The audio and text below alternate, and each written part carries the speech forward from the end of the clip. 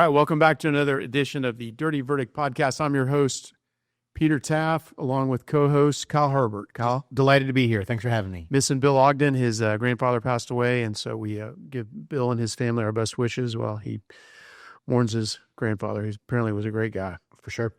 Also mourning the death of Darryl Barger. Yes. Legendary defense lawyer who many of our former guests had said was one of the best they ever dealt with. And so Darryl passed away last week. I was probably too young to have a bunch of experience with Darryl, but I did have a few cases with him. He was a gentleman and settled many cases, not many, a handful of cases with him with just a simple phone call. Great guy. If you're settling a case with Darryl, that meant it was a big case. This was a case that had about 600 in coverage, and the lawyer prior to me had done nothing. And I called Darryl like 2 days before pretrial. And he was like, "Hey man, you want 600 grand? I've been waiting for somebody to call." Said, "Yeah, we'll take it." Yeah. Well, that's many stories like that. So rest in peace to Darryl and condolences to his family. So, at the Dirty Verdict Podcast, sometimes we talk about news stories and sometimes we talk with lawyers. And this week we've got some lawyers on a subject matter It's in the news. That's in the news, one. Two, I don't know anything about, and I was telling them offline, I was introduced to the concept of what receivers are by surprise, and I knew enough that I didn't want to, no offense against you guys. Yeah, that's right, wide receiver. But this is a very specialized area of law, and we've got two of the best in the business here with us today, Robert Berleth and Derek Loetzerich. Yeah, good enough. All right. Good enough. All right. I as I'm saying it, I'm like seeing the words in my head, but there's a connection between the. It's LOETZQRSWXYZ. So sure. So break it up and don't get confused by Z. Loetzerich. Loetzerich. There you go. All right. Well, thanks guys for joining us. What y'all do is fascinating to me. I think Robert was telling us he's managed to anger people on 6 of the 7 world continents just this week. Yeah. So it's an exciting. Should we start by just asking what in the legal context is a receiver? Why don't we do that, Kyle? All right. Guys. Go ahead if you want. So, the legal answer is we're an arm of the court. We do what the court directs us to do. With that said, probably 95% of receiverships are judgment collection receiverships. Occasionally we'll do other things like, we'll sell a particular asset or manage an HOA or something like that.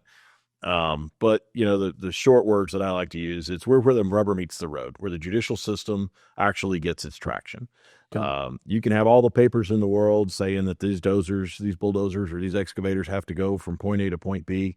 But until a receiver actually goes out there with a constable and trucks and picks up those bulldozers and those excavators and moves them, the papers are worthless. Well, then I'll give you the code section. Yeah.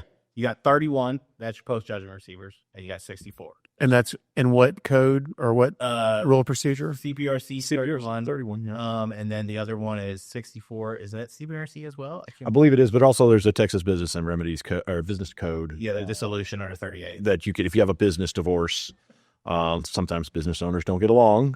And so they'll call a receiver in to run the business in the interim to maintain the status quo. It's always, both sides. Or to shut it down. The parties have agreed on a dissolution. You go in, you take control of your bank accounts, you pay the bills until you can get all the liabilities worked out or not. If you can't get them worked out, you put the money back in the registry after you've gotten all that you could get taken care of and say, hey, that's what's left. Good luck. So that's that would be the equivalent in the probate world of like an executor after a death, like kind of winding down a estate. Okay. So real simple, layman's terms. I sue somebody, I go out and get a giant judgment. Court says, yeah, you win, you get this money, but I got to find somebody who's going to actually go and get that stuff. That's where you guys come in and take people's stuff. That's it. On say take. Sequester. Yeah. Well, you take possession of the stuff. Correct. And give it to its new rightful owners. Well, we don't give it to the creditor directly. We sell it in a commercially reasonable manner, whether it's real property or... We can. If directed, like I did one, it was a patent. So it was literally just a 31 for me they had an order that said we're entitled to this patent. But the only way you can get a patent from the title company, from the patent office, is to have a receiver in the middle. Interesting. So it literally goes like this. You go down to the patent office with your order and you've set an appointment. You hand them your receivership order. They stamp it, go, okay, great. That's going to go in the patent file. And then they go, okay, here's the patent. Signing, you have to sign it over to yourself, essentially. Okay. Sign it over yourself. And then I turn to the creditor and I go, okay, please sign here. I'm signing it over to you. So real quick, just a little bit of background. Robert, where are you from originally? Here in Houston, I was born and raised. My father's mother's maiden name was Bagby, so Bagby Street downtown. Never heard of it. Yeah. Well, it's supposed to be changed to Turner Street soon. Oh, really? Yeah, that's what they're claiming. But I am from the Bagby family, and the Berleths have been here for many years. I actually had ancestors in the Battle of San Jacinto. Huh. So yeah, we've been in the Berleths and the Bagbys have been around Houston for a long time. Where'd you go to high school? Cypress Creek High School, right up on the northwest side. I still live out there near Tomball. Went to Texas Tech School of Law. Undergrad? Undergrad was at West Texas A&M. The Javelinas? No, it's the Buffs. Go Buffs. The Buffalo. Yeah, it's the what did they say when they went off to college? Bye, son. It's Sorry. Which school is the Javelinas? We'll have to look that up. There's an A&M that's a Javelina. It may be Commerce It's or probably South Texas somewhere. I know it's Javelinas stink. Well, no doubt about it. Kingsville. Maybe Kingsville. Yeah, could be. I think so.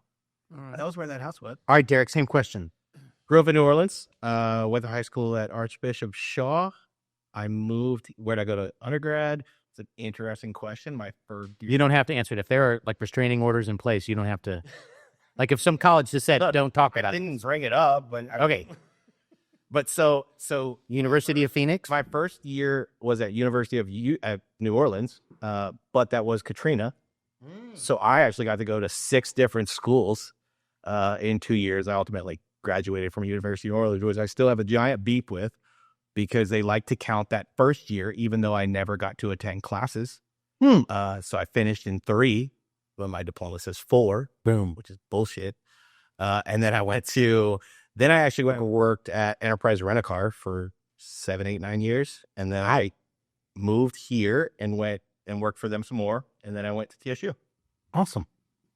How did you guys, okay, so receivership work, it is pretty narrow, right? Like it's not, you don't go to law school and say, I'm here to learn to be a receiver. How did you guys each fall into this line of work? That's exactly why I went to law school. Well, obviously. I went to law school because I was working as a firefighter paramedic at the time, Mhm. and a guy owed me some money, and I was paying all my disposable income to a guy working as a paramedic. $5,000 for retainer is a huge amount of money. I mean, that's months and months of disposable income, and then kept spending all this money on lawyers, wasn't getting anywhere. I was like, I'm smarter than these guys.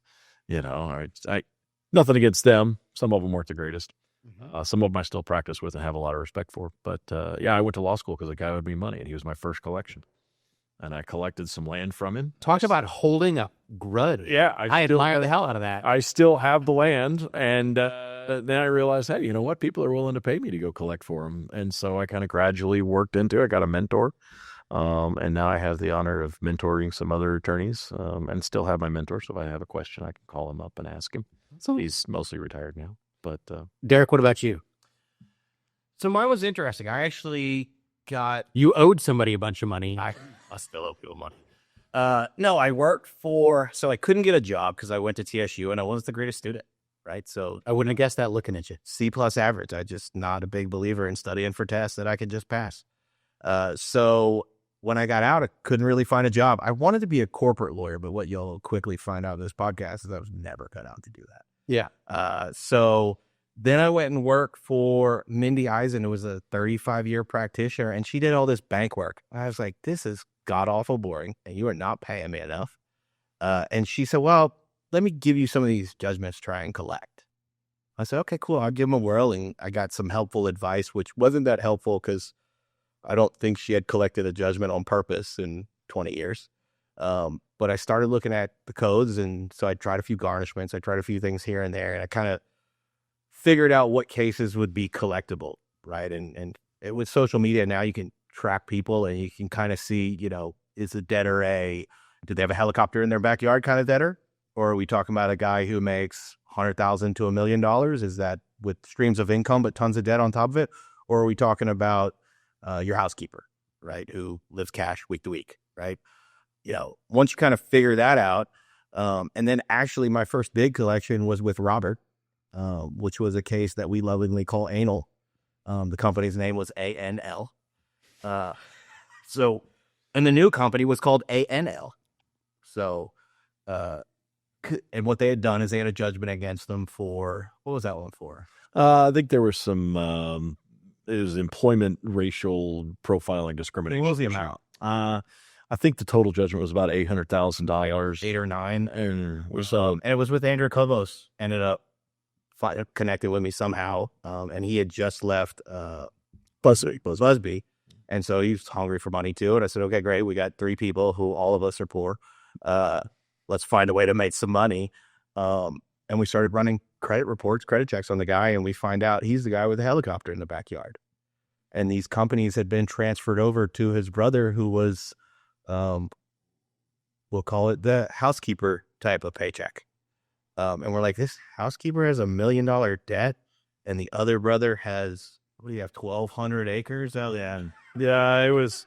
We took his zebras. I showed up and loaded 8 zebras into a livestock trailer from the guy's ranch. That's a horse of a different color. Do not take things that you have to feed has been a new rule we've come up with. Robert's had zebras. I've had sheep. They're not profitable. They make a mess. You can't have all your cases in College Station. No. And this was in Galveston. The sheep? No. The ranch was out zebras in Pecos. Was it in Pecos? Pecos, Texas? Pecos. Pecos. Yeah, y'all say words. Fine. So here's a dumb question. How do you guys get paid? You get a percentage of what you collect or what? So if we're post-judgment counsel... You're both staring at each other like you're not going to tell me. No. It's in theory, we're free. So, I know a lot of practitioners like to think of the word free. All right. So if you're post-judgment counsel, meaning you're coming in representing the debtor, the creditor, it's whatever your representation letter is. And it varies pretty widely, right? The State Bar, obviously, we should take less than the client's portion is kind of how I see it. Pending varying on the case, but an average fee is $30 to $35 for the creditor's attorney. Now on a receivership, though, that's done by the court, and those come in a couple of variations. The most common is we call it a 25 with a 33 kicker. And these are contingency percentages. So yeah. Correct. 25% on any interim and partial distributions. If you can get the full amount, it's 33, right? Which interesting. It's a bonus for getting everything. I got everything. I got my fee. And what's important for people to know is that those fees get stacked on top of the judgment. So in a case with a solvent debtor, that's great. It's great. It's great. Everybody can get paid. In a case where, maybe it's $100,000, you get 50 from the guy, everything else is exempt. It kind of sucks for the creditor. But so at what point in the process should a lawyer who's looking at a case where they might be in a receivership situation get you guys involved? Like pre-judgment? Like, will you guys look and see if these people have money? Sure, yeah. I get a lot of calls from counselors. Hey, we're thinking about suing this guy. We don't know if he's got anything. Can you run a precursory check? He's got a helicopter sitting in his backyard. I'll take a judgment against him all day. Or he absconded 2 years ago to Egypt and has no net worth, no assets in the United States. You're never going to collect anything on it. Go sue him, get a default. But I have a very, very nice couple. They have a $2.3 million judgment against these 2 scumbag contractors. And this is the sweetest, most innocent couple you can imagine. They gave these 2 idiots $2.3 million. They made a big muddy hole out of, they're going to build their forever home. These 2 idiots made a big muddy hole in the middle of a field, absconded with the money. One of them is in TDCJ for the remainder of his natural life. The other one's living in a pay-by-the-week motel in Las Vegas, Nevada. Nice. And all I can tell those people is just frame it. There's nothing we can do for that. But yeah, at any point, we'll be glad to run a precursory check for counselors, whether that be pre-lit, during a litigation.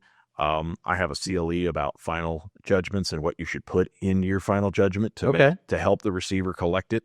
And then obviously post-judgment, as you have a debtor who you'll know by then whether you have an evasive debtor that's simply trying to do the right thing. He's just in a bad situation, or you have an evasive debtor that's truly trying to hide assets and is going to, try to skip town on you. So in me and Peter's world, where you prosecute or defend a personal injury case, in most situations, if there's not insurance coverage, or you're suing some giant company that that has assets, Right.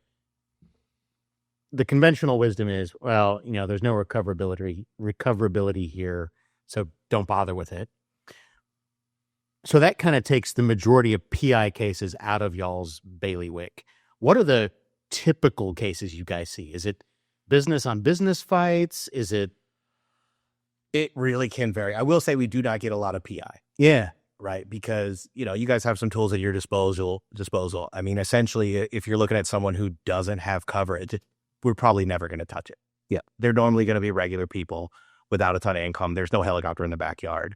But what cases, it really is a lot of it's not the can't pay. Yeah. It's the won't pay. Mm-hmm. Right. That's really where either, they have money and they're just not responding. Or we have lots of ones where the debtor is literally calling counseling going, I'm never going to pay this. You're left to crawl up and get it from my cold, dead hands. Yeah. And sometimes you're getting that response from counsel. A lot of times, if you have opposing counsel and you end up taking it to judgment, but then you hear nothing after judgment, it's a won't pay, not a can't. I mean, they had enough to pay the lawyer $300 to $1,200 an hour.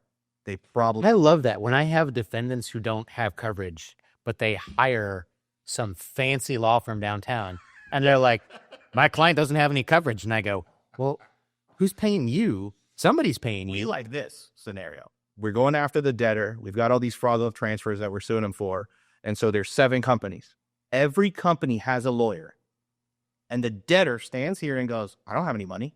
How would I ever pay this?" And I go, "Well, who's paying him? And him, and him, and her, and him. Yeah. And who's paying the people behind them who work with them?" So let me ask a question, because you said TUFTA. I have pled TUFTA suits. What is TUFTA, Kyle? It's the Texas Uniform Fraudulent Transfer Act. I have pled that during the pendency of a lawsuit before, so I could do discovery on assets. How does the TUFTA claim, could I hire you guys in a case I'm currently counsel on to bring a TUFTA claim? Should I bring it on my own? How does that play with what you guys do? I think it's more of a case by case. If you feel like the defendant or the debtor is, secreting assets, disguising assets during, they're pilfering during the litigation so that you get to the end of the litigation and the pot of gold is empty. I think the better answer is to go for a Chapter 64 receivership pre-judgment, and then put that debtor under the Chapter 64 receiver, so the receiver can go in and tell you what assets there are and bring them back to the court and say, Judge, that would be more in like a commercial case, though. Right. So what's a Chapter 64 receivership in the dumbest possible terms so that me and Peter can keep up? Well, and I want to back up even further, but go ahead. It's anything. So a Chapter 64 receivership it's at the judge's discretion. They can tell a receiver to take somebody to the neighborhood pool. It is whatever the judge tells the receiver to do. I've run HOAs. There's been small municipalities, business divorces, cabinet companies, sold a boat.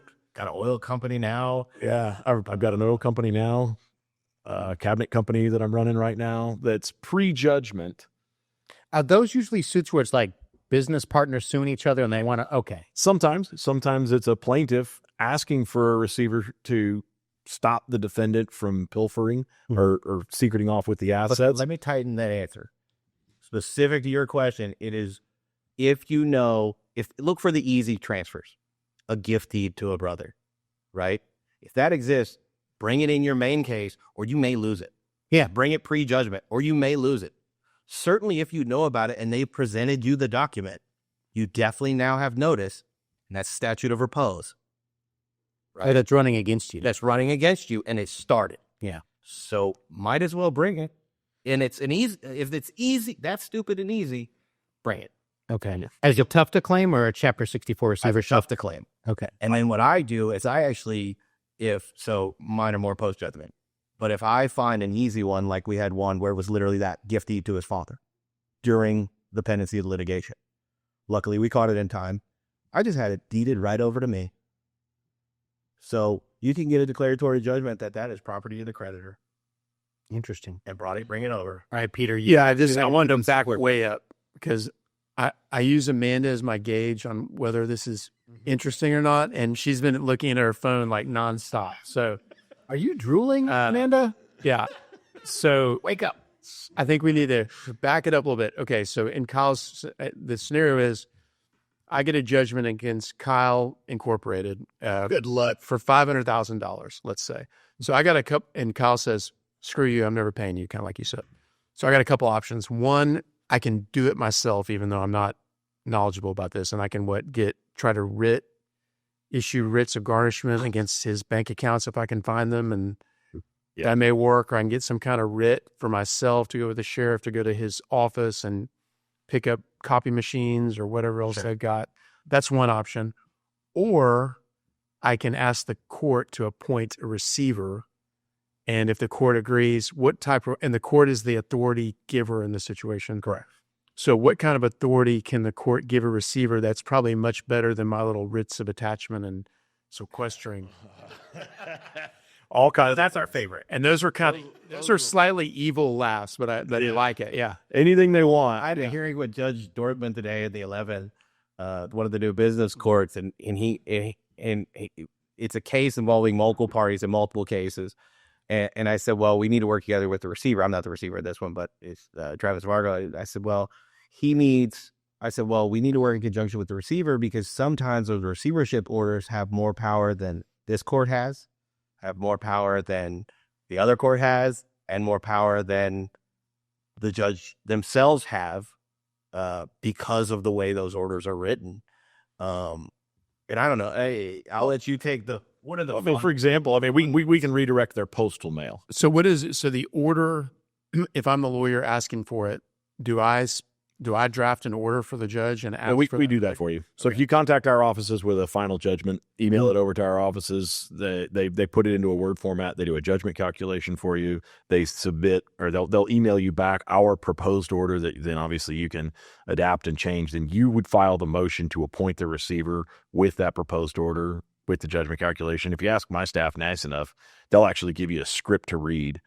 One of the key takeaways is that you have to prove there is some asset at that appointment hearing.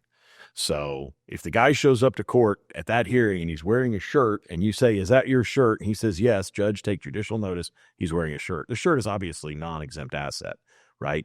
But you don't have to prove the characterization of the asset at that hearing, but you must have some evidence of some asset at that hearing, not necessarily the asset you're going to take, but of an asset. And a lot of practitioners, defense counsel in particular, like to say that you have to identify exactly the assets that the receiver is going to go after, and that's not true at all. And then the order is entered. To speak to your example about the writ of garnishment, your writ of garnishment is only good for 21 days, and it costs you $500 in filing fees. You have to get it served through the constable. It was $225. You're looking at $2,000. Yeah. Mm-hmm. So you're doing a writ of garnishment on per bank. Yeah. A receiver, first of all, we have little tricks. We can figure out where they bank, which is nice. Mm-hmm. And then the second thing is that we can levy all 30 banks, and our levies are good forever. So we actually had one lady, I think Derek was on this case, where she closed one account. Oh, she went and deposited the money, and they had received my levy that morning. She deposits $20,000. She deposited a check. No, less cash. Yeah, well, yeah, with less cash, the lady's standing there going, "Where's my cash?" She goes, "I'm not giving you any money back." Taylor goes, "It's gone." And so there's a hold on this account. You can deposit, you can't withdraw. And so she said, "Well, then just give me the check back." And then the teller said, "Well, actually, we can't give you the check back either." All right, so but back to the scope of authority that you were given is basically, generally speaking, is this receiver has a power to go find every asset this debtor has, get it, liquidate it in a commercially reasonable way, and then pay off the debt. But any exempt asset. To be clear, right, obviously those are subject to Chapter 42, Texas Property Code, which lists out, he gets 2 horses, 12 cattle, 120 chickens, non-exempt assets, the helicopter, the vacation home, checking accounts, gold bars, things like that. Okay. That's what we go after. But even more like patents and causes of action and Oil royalties. Yep. So we've kind of gotten through the technical stuff. From knowing at least Derek for a while, he has the most insane stories of any lawyer I've ever met. So let me throw out the juicy questions, the spicy ones. What I want to know is like, what's the dumbest thing a debtor's ever done? What's the most ridiculous thing you've ever collected? What's the most surprising thing that you were like, this is worthless and turned out to be like a Picasso or something? And don't pause and look at me like that, because you call me twice a week and are like, dude, I just collected a swan inside a Ferrari that had a diamond inside its mouth. And you're like, Well, the dumbest one you can do is you can point a gun at us. Yeah, we don't like getting shot at. Right. clearly. Has that happened? Yes. How many you got? I generally get a gun pulled on me 2 or 3 times a year. How many shots? I've been shot at total like 3 times, I think. I'm on 3 as Other than my military career, I don't like getting shot at. It's a surefire way to make my rates go up. My rate goes up significantly when you start pointing guns at me or shooting at me. So I'm at 3. 3 as a receiver, 2 times as post judgment counsel. will you typically go with law enforcement? Absolutely. Okay. We try to. We didn't when we first started doing this. We did all that foul furious work, And we- we were talking about that before, because he was asking how we went and got all those semi trucks. So we just showed up. Yeah. Well, we snoop, right? So a lot of times is we'll send a private investigator out, or we'll go out personally and snoop. And that's obviously not with the constabulary, but just the other day, a few weeks ago, we had the receiver approached the house and with a constable in a marked car uniform, walked up. Hey, we're here to do a writ of execution. The guy pointed the gun out the door and said, "You're not coming in my house." And, that turned into escalated barricaded situation, and SWAT came out, and he is now facing some criminal charges for pointing a gun at a uniformed police officer. But, that stuff's not terribly uncommon. And I think that people need to recognize that, especially judges, that, we don't have the protection that a prosecutor has. We don't have the protection that judges have. We have to really watch our backs. I worry about seeing a debtor in a grocery store with my kids. So, we very much have to watch our. Yeah, I'm always looking around. I'm always happy to order food to my house. I'm always happy to this debtor doesn't live far from me. I'm going to stay away from that other HEB that I've been going to, because I bet he shops at that one. It's closer to his house. But, right. we went Okay, so don't point a gun. Don't point a gun. Don't do that. It's number one. Call us before you start filing. There's always a lot of times we end up in our most successful cases, we end up mediating. We don't mean to be, but we know what the debtor, we know more than the lawyer who the debtor hires to represent them. Sure. Like, I can generally tell you, this person's got 3 kids. They're this ages. This one just started at Keck, so he's got to pay tuition here. This one's got this. This one's got that. This one's autistic. So I mean more like you talked about the lady who dumped her money into a different bank where you'd already executed a writ. What's the dumbest thing somebody's done to try and hide assets that you're like, come on? Oh, they come up with all kinds of new stories every day. I mean, it never gets. The guy that did the LLC, so he had a judgment against himself personally. Oh. He formed an LLC and then sued. He got a judgment against his Yeah.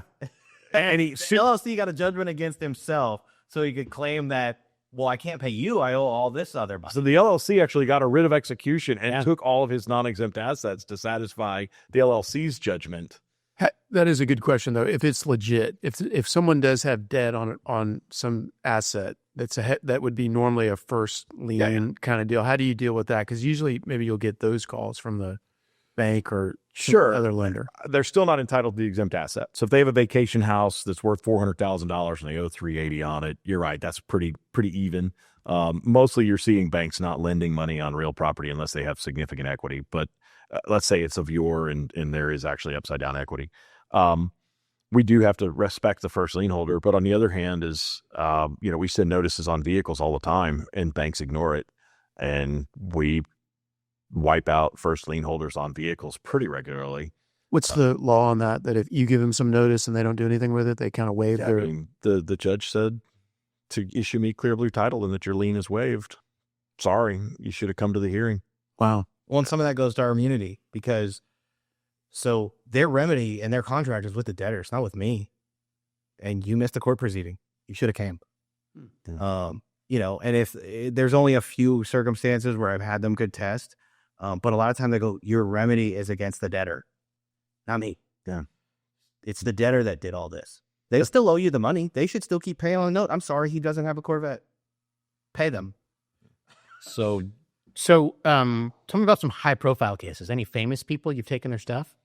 We have talked about your role in the Adrian Peterson. Yeah, no, I'm a receiver over Adrian Peterson. I've hit a significant number of professional ball players. I've hit Vince Young. I've got a receivership right now over Moses Malone Jr. I went to high school with him. Oh yeah, yeah, he needs to pay his judgments. Yeah, I've got. You almost got Nate and Paul.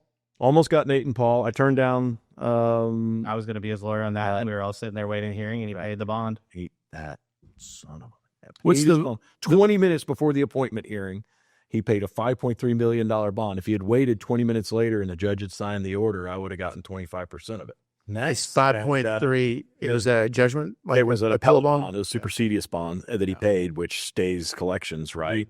And he had tried everything, and his lawyers had tried everything, and the judge said, nope, I'm signing the receivership order. He had actually been under another receiver who I don't think is a member of Tater, and another receiver for several years and didn't really fear him. But Derek and I are kind of unique in our approach. You know, some receivers send papers and letters, and some receivers will show up with a Peterbilt and tow your bulldozer.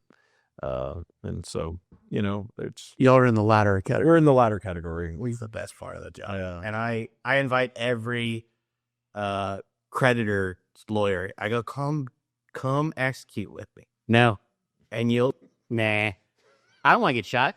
you won't. Everyone loves it. Probably. I don't want to get shot. I don't want to get punched. Look at this. Look at this face. So for the lawyers who have maybe, let's say, $1 million judgment, the rate is typically, if they call you and say, I don't want to deal with this anymore, y'all handle it. It's you usually charge a contingency, right, based on what you recover. Yeah, unless they have a client who's a wealthy corporate client who would prefer to do collections. I've done collections for Samsung and Amazon and people like that. They prefer to just give you a retainer. You go do the collections. But at that step, it's actually very simple for a collections attorney to simply send out a little bit of discovery. They don't answer it. While it's not part of the statute, most judges, I think appropriately so, ask for some level of self-help by the creditor before they simply ask for a receiver. So you got to send out a little bit of discovery. Discovery, ask them where their stuff is. Order the abstract, file in real property records. I mean, these are $20 easy things. Yeah. And then when they haven't answered that, then you can come back to the court and say, we've tried, judge. He's ignored us. And now the judge is more apt to appoint a receiver. What's the most valuable piece of personal property you've ever taken? I like that lady's grills. It's probably not the most valuable, but remember. Oh, God. What's the dang? Johnny. Dang, yeah. I had probably $500,000. I mean, it was grills. It was more than $500,000. It was more than $500,000. Well, she paid more than that. She paid way more. Was it worth it? So the question for that is, where is your marketplace when you have to sell these at a commercially reasonable manner?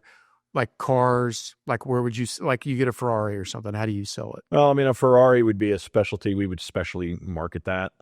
If it's a, 2006 Ford Econoline van, we send it to I use the same auctioneer that most of the bankruptcy trustees use. They're well respected. The bankruptcy, they understand court orders and how that process works. So I work with them. Real estate, we just sell it on the market through a realtor broker, which if you go and send a writ of execution and the constable takes it and sells it at constable sale, you're getting fire sale prices, which if you're selling a $6 million property to satisfy $1 million judgment, that's fine. But if you're right on the cusp and you need $1.1 million and the property's only worth like 1.2 or 1.3, you're only going to get $300,000, $500,000 for it at constable sale. So you want to get a receiver so that you can maximize that recovery on that asset, especially if there's no other asset to get after that's gone. So a receiver will put it on the market, stage it, have it professionally listed, and we'll sell that property for the maximum value. But that's the other thing that at least the debtors and the creditors should both understand is, like that Johnny Dang jewelry. This woman had paid probably $500,000 to $800,000 for this stuff. What was her judgment? What was the judgment against her for? So the judgment against her for was only $150,000. And so that's important too, is then we had to chase her into a fraudulent transfer because she had taken properties that she owned outright and put them into 5 different entities. And then she decided that she was going to file a bill of review and tie us up in litigation for another year. And an appeal. And an appeal on the bill of review and an appeal on the judgment. So I have to pay lawyers as a receiver. I had to pay lawyers to fight her all the way. And that just adds on to her debt. It ended up $2 million. Yeah. This whole judgment. That's amazing how people can do, one of the cases that I'm going to trial and sold for 40 easy in the first 6 months, and she ignored it. Yeah. So, but that stuff, that $800,000 stuff, when I take it to the jeweler, I'm getting gold and diamond weight. So I think We're not getting the Johnny Dang prices. and Johnny Dang wouldn't buy it back. Yeah, he wouldn't buy it back. I think it was like 40 Dang. He wouldn't even give me the weight value of it. He's like, we don't buy back jewelry. Peter, how much did you pay for your grill? It's from, it was free. It was free. Oh, just gratis? Yeah, I did some posts on it. It wasn't just weight value? That's what I tell people. I'm weight value. Yeah. Be good. Yeah. Good. But yeah, some of this stuff, it's going to go at fire sale prices. And some of the stuff like, Lamborghini, a Ferrari, and like Robert says that, but like I had a Lamborghini that it was smoked out. It was missing 2 of the intercoolers. What does it mean smoked out? Smelled like pot. I mean, it was. You just get one of those little, that's not fair. Yeah. You can buy one of those little green Christmas tree things. Yeah. You hang that up. I thought it was the spray with the strawberries on it that you hang that up for 20 minutes and the cops can't smell it. Yeah, no, he's already got the Christmas tree in his car. So yeah, but sometimes, and creditors always think it's super valuable, right? Oh, sure. This Corvette I paid $40,000 for this Corvette or $70,000 for this Corvette, whatever it is. Sorry, bro, it's worth $5,700. And that sucks for the debtor too, because I was really hoping to get $60,000 for the creditor. And but in this economy, I'm like, I got most of my money in Tesla stock. So yeah, and that's where it might be time to liquidate that and maybe start buying some Johnny Dang. Yeah. What do you do? Like, let's say it's a $500,000 debt, and you get an asset, a piece of property, and you sell it for 1.5. What do you do with the extra $1 million? Give it back to the write a check back. Yeah, we had to write a check back to the guy that burned his house down. He told me he was going to burn his house down. And we evicted him from the house. We got our property. He was smarter than us and the judge and everything. So he transferred it from his personal name into his LLC. Sure. But the LLC was also a co-debtor on the judgment. So now he lost his homestead exemption, right? So the judge appropriately said, go sell the property, right? So we sold the property. He went to the eviction hearing. He told the judge in the eviction hearing, which is not a court of record, I'm going to burn the house down before I let him have it. And did. And 2 days later, we had to drive up to Rockwall County and deal with, because the police and the fire department's like, whose house is this? Yeah. So how did he get a check back? The insurance company paid. He over-insured the house. So the house was a piece of crap. Had bullet holes in the front. It was the land was probably worth $500,000. We had this thing insured for like 1.8, 1.9 million. So, yeah. Okay, so that's another. He ended up getting his Jeep and a check back. That's another lesson for people. But he committed arson. How did he get an insurance company to pay for that problem? The insurance company paid the receiver. Wow. And it just by the judgment calculation, there was we had overage. We had overage. We get overage quite a bit. And then how do you stop? Like, at what point, if you got 20 assets you're chasing and then the first 3 satisfy, you just kind of tell everyone, never mind, we're good. We hit an order to terminate. Order says, I don't know what Robert's say anymore, but mine say, this order acts as the full and final release of this judgment may be used for any lawful purpose. So when the bank goes, this account got frozen, I go, take that order over to them, give it to them, and we're done. They can give you your money back. Okay, so Peter wants to liquidate all of his assets, change his identity, and move to a different country. Okay. Who can help him with that? Pick the name Robert Brown, which is the most common name in the country. But he didn't say where he wants to move. Where should he move? No extradition, hard to track the assets. Wyoming. No. It's got to be outside the United States. Look at him. No. He can't. They're going to spot him in Wyoming. No. He'll fit right in Wyoming. Pass for now. He's not going to pass in Suriname. Suriname? Suriname, yes. I managed to piss off people in Suriname and Guyana this week. Those aren't even. Look, those aren't even real places. Yeah, they are. That's right near the Gulf of America, I think. Yeah, You guys made that up. it's not. It's. Yeah. What would be the circumstances that you're interacting with foreign countries or companies? In that case, I have a large. We do that. I've sold Yeah. apartment complexes in Libya. So you have to go get Libyan counsel, and they go through whatever We're channels. collecting on a Nigerian oil company at the moment. Yeah, even your little offshore asset accounts, those aren't safe. We'll go hire one in the Dominican Republic or Puerto Rico, or if it's enough money. You guys are monsters. Yeah. So I mentioned Tater earlier, which is Texas Association of Turnover Receivers. We're both members of Tater. And then I'm also a member of NAFR, which is the National Association for Federal Equity Receivers. And NAFR actually has a branch in the Caymans and in most of these areas. So we actually have a circulation of So lawyers. nowhere is safe. Nowhere is safe. Switzerland's not safe. The Caymans aren't safe. Panama's not safe. We can crypto's Canada is a real pain in the ass. yeah. Canada and crypto are tough to find. What? Because Canada won't help you. Even if you hire a lawyer, Probably not gonna. their lawyers want $1,100 to $1,500 an hour for crappy work. And yeah, don't do anything. What's the most cash you've ever located and recovered? $983,000 in a duffel bag. Yes.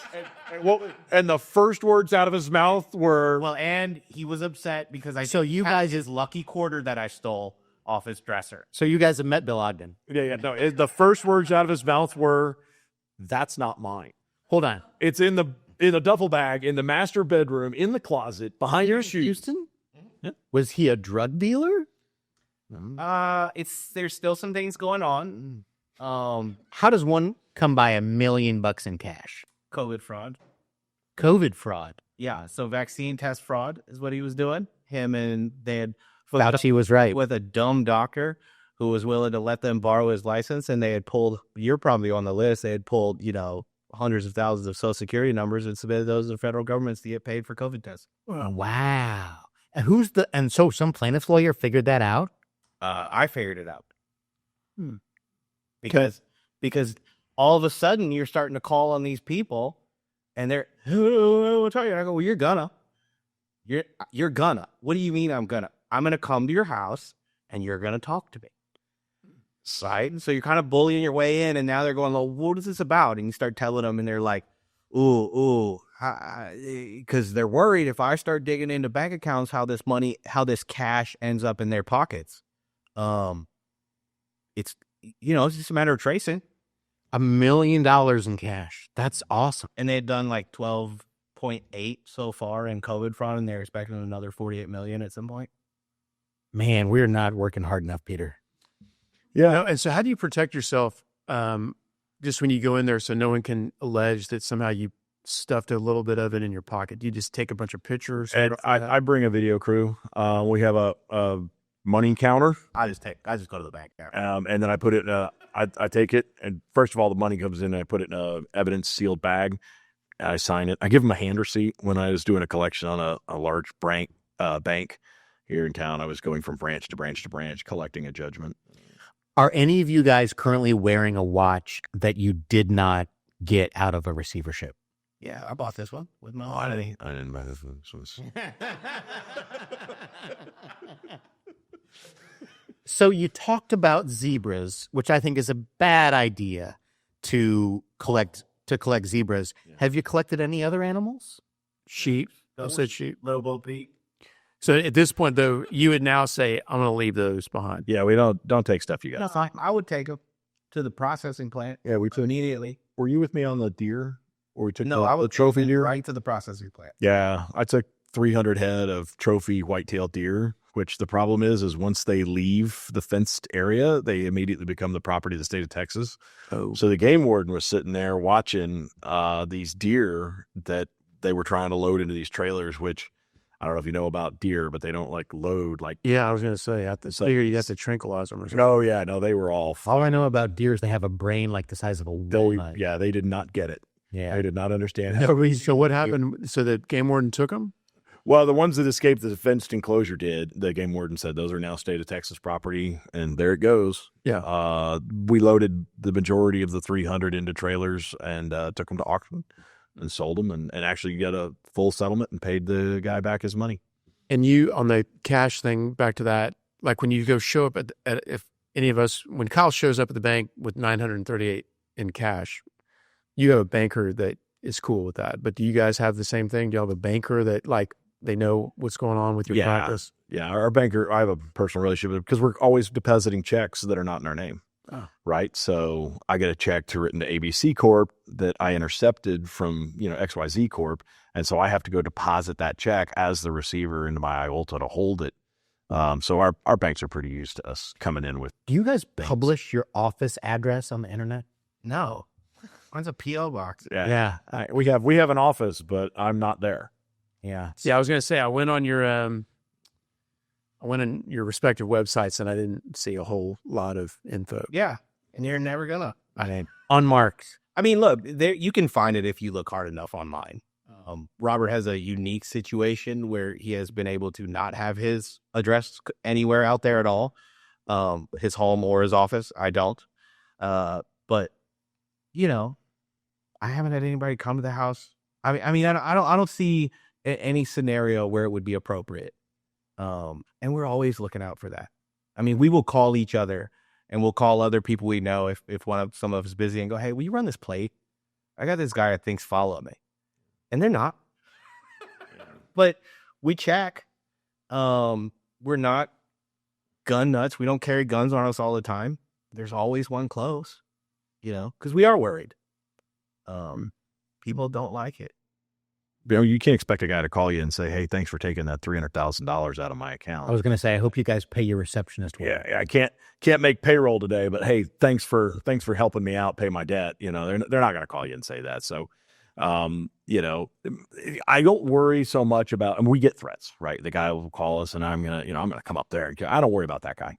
I don't worry about the guy that yells and threatens and screams at me. I worry about the guy who I took $300,000 out of his checking account and he didn't even call.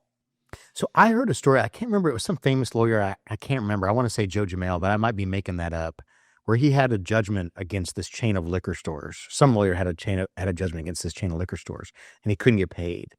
And so he sent unrefrigerated trucks to the liquor store's central warehouse. And he said, well, with the constable, you got to open them up. And they said, well, where do we start? And the lawyer said, start with the cold storage, because they know the champagne's going to go bad first. And so they did. They started at the back with the cold storage, moving out the champagne crates. And of course, the debtor was like, oh, all right. I'll write you a check. Happens all the time. Happens. Really? A lot. Yeah. All the time. Start with the produce. No, you show up. If you show them like a doctor or dentist or chiropractor or whatever it is, you show up with the moving truck and the moving crew, and you walk into his office with the constable and you say, okay, doc, all that certified mail you should have answered. Yeah. We're here today and we're going to be taking the stuff out of your office and putting it on that truck using these guys. They will 9 times out of 10 say, wait a minute, let's go. Well, let's go talk. I got to go talk to my banker and really go to the bank and wire some. All of us, us both, and including all the other people we work with, we've stopped talking to them. We don't talk. We walk in, we go, here's the papers, the sheriff will talk to you, and we just start taking. Have your lawyer call us. We're not dealing with this. We had a case like this where we had a judgment against a large Mexico-based grocery store. Mm-hmm. And they had 3 separate entities, California, Texas, and Mexico. But the California and Texas entities were just debt. So they would clear out all the accounts every 2 weeks. Yep. And we had a massive judgment against them, and they were like, not us. Like, you can go to Mexico and get your money. And so we got a receiver, and we showed up with some trucks to one of their stores, and they were kind of set up like a Walmart. And so we just started taking big screen TVs. Mm-hmm. And then their lawyer from Mexico City called us and said, we're going to send you a cashier's check. Well, that's what happened when I was going to the large bank branches. Is I started at one. Here's your here, we just cleaned out the till. I handed him a little hand receipt. I, Robert Berleth, have gotten $37,000. Here you go. And so then I went to the next, I said, I'm just going down Highway 6. And I got to the next branch, walked in, cleaned out the till. Oh, we have to talk to legal before. No, you don't. They were a bank? It was a bank, yeah. It was a large bank. I'm not going to tell you which one, but the bank was the debtor on it. I hope it was Chase. I'm not going to tell you which one, but it was a large branch. And when I got to the third branch, I walked in and the branch manager was standing there with a check. He's ready. Here. Yeah, she actually said, stop. Legal says, stop it. We got to catch case and had to give them all their money back. But protocol-wise, you will send letters to the debtor, and then if they have counsel, the counsel before you start doing stuff like that? No. Okay. I told her I was going to clean out your bank account next Friday. Tell the debtor what I'm going to do. So when do they have notice that you've been appointed? They have to. Is it required by law to be noticed? I guess they notice from the judgment. So Yeah. you can actually do a motion to appoint receiver ex parte. We don't advise it. I don't like to, unless there's real reasons to do it. I don't recommend that. which would be the person's squirreling away stuff. Right. Yeah. Okay. Yeah. You would have to have pretty convincing proof that they're disguising and hiding assets. Okay. But then, we go and if I told you that I was going to go clean out your bank account next Friday, right? What would you do? Yeah. I'd take my $37. Yeah.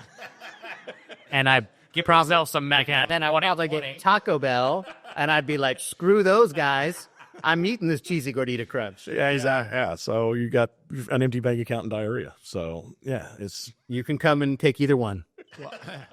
I was gonna say, if you advice to people, if they get a letter from either of y'all, deal with it. Don't ignore it. But it doesn't sound like they're gonna get a letter from you before things start happening. not. No. If you see us walking up your driveway with a constable and some paperwork, your day just got worse. Got it. And you had no idea that was coming, other than the fact that someone got a judgment against you that you. And we won't talk to you then. I'm going to ignore you then. I mean, I don't think ignore is the right word, but I'm not going to listen to, I don't have any money when I'm looking at, you've got 10 trucks, that you gave to your mother-in-law last week. I mean, I saw your Instagram with the Fendi bags. Okay. Like, So have you ever taken something and accidentally broken it? Like artwork or like a Heisman trophy or like a Ming vase? I'm glad the boat didn't sink. You took a boat and it was a big boat. Spanish princess. Bad luck. God. Bad luck. Josh went out with it on us with some other friends of ours. We got stopped by the Coast Guard, which was apparently a routine thing for him because it's supposed to be a not for charter hire. Well, like, what was it, 6-8 months later? Yeah. Robert gets appointed to take this boat and some other stuff and go sell it. Yeah. And then Robert's like, do you know where I can keep it? I'm like, okay, well, I know a lady who, she stores boats. It's a really safe location. He talks to her. He gets it over there, and she's like, get that shit out of here. That thing's cursed. It's going to sink. Got to go. Yeah. The nicest thing I could say about that boat is it's floating. Was the exact quote from... You're in Google. Spanish Princess is a 74-foot sport fishing vessel that was subject to an illegal charter cruise operation. That's him. We're trying to put him in jail for running his little illegal... And he ended up... He actually ended up... I actually had to tender money to the federal government. His share of the sale of the boat, I actually had to pay to the federal government. They sequestered. And so you tried to float it and it almost sank? It was constantly sinking. We managed to keep it afloat until it sold. Robert had me on standby to go jump in my boat to go get him in the event that it sank. He goes over to your marina and hang out with your boat in case I call you. That's a pretty boat. From a distance. Yeah. My wife says the same thing about me, is that I'm from a distance. So, All right. Last question. So you mentioned a lot of your cases mediate. So how would that come about? Because you show up and the guy freaks out and calls a lawyer. Well, you probably want to mediate like tomorrow, because the longer things go, the longer they're going to start. Sure. So you're like, yeah, we'll do it tomorrow. Sure. Yeah. But I think he meant more that we act as mediators. Oh, and a okay. good receiver. So a lot of times what happens is you got a $2 million judgment. It's not worth it, $2 million. The guy doesn't have $2 million. So you're not going to collect it. All you're going to do is wipe him out, destroy his ability to make any income, and you're never going to get paid. So whatever condition he's got that's non-exempt, that's what's available, nothing more. So let's say there's 100, 200, but you're going to ruin that guy's life. That's what you have available today. but maybe you shouldn't take that, and maybe you should try to get $1 million over the next 3 years. So we stand in a unique position because we know all about the debtor's financial situation. I have to turn to the creditor and go, hey, listen, they're wanting to settle. They're scared, or they have these other circumstances. They're ready to go. And they say, well, what do you think? And I go, you're never going to get the full amount of this judgment if you tell me to do it. And frankly, I won't, because there's only 200 available. I'm only going to get 25% of that, and I'm done. Mm-hmm. So, but we stand to get you a lot more money if you let this guy keep living, take some of that non-exempt property. Maybe it's a good down payment, get some security, and maybe a non-exempt asset like a homestead, right? Maybe his 69 Chevrolet that's worth $100,000. Maybe you take security in that. Maybe he's got a storage unit full of classic clown costumes, right, Peter? That's right. Clown what? Costumes. Maybe it's some crazy. Right? Maybe. But I've taken costumes. But we tell the creditor, we go, look, he doesn't have $1 million. He's not going to have $1 million. So settle. You need to. It's better for you. And then I don't like that approach. Yeah, I know. We catch a lot of flack for it. But okay, so what? The judge is like that, right? Just kidding. The judge does not want to have 15 more hearings and highly contentious. And if we can come in and we can realistically explain to the creditor, look, you're never going to get your $15 million. This guy can legitimately pay $4 million. He's offering you $4 million. His other option is bankruptcy, and it's going to cost him less than $4 million to go file bankruptcy. Take the $4 million. You're right. You think you're owed 15, take the 4. And frankly, if we've only been on the case for a few weeks, I can take a significant reduction in my fee. I'm not going to take 25% of that 4. I'm going to take a huge reduction in my fee, and maybe take $100,000. You're going to get 3.9 on the table here today, and be done with it. And that's really how a good receiver can come and help facilitate the conclusion of a case, which I think is why judges appoint us, because they know that we're going to go in, we're going to bring some humanity to the case where these two sides really hate each other. We're going to bring some humanity to it. We're going to have the judges here. Hey, judge, he's acting a fool over here. This guy's trying to do the right thing, or vice versa. And that's why I think the judges really like our approach to it. And we really don't have a heart in whatever started the fight. I really don't care. It's, that's between y'all. It's really not important to me. I have a job to do.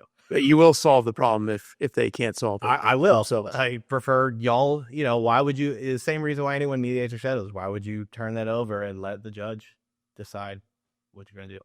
Yeah.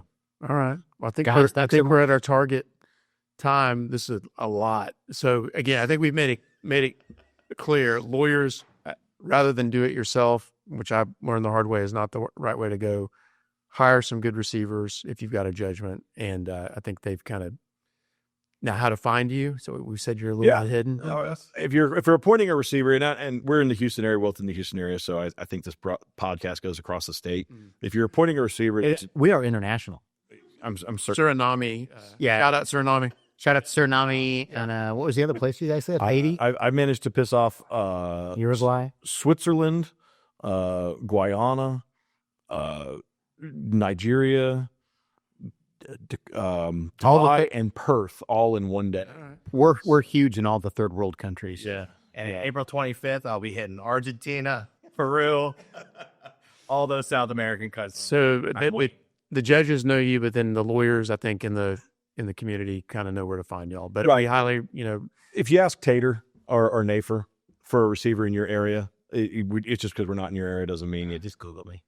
Yeah, or you can Google either one of us, and don't believe everything you read on the internet. We have some fan websites out there. I saw. Yeah. But that comes with the territory. And I know y'all looking to go, make sure this gets in. Hi, son. My son thinks it's amazing that I'm on a podcast. Excellent. My son just likes driving around on a bulldozer with me. So There you go. Thanks so much, guys. Really appreciate it. Thank you for having me. Yeah, thanks for joining us, and thanks everyone for listening. If you like it, follow us and subscribe on YouTube, Spotify, Facebook, Instagram, TikTok, for now, Apple Podcasts, or wherever you get your podcasts. Anywhere else? I'm not sure what sort of social media they have in Suriname or Guyana, but There too. we're there too. All right. Thanks, guys. Good night.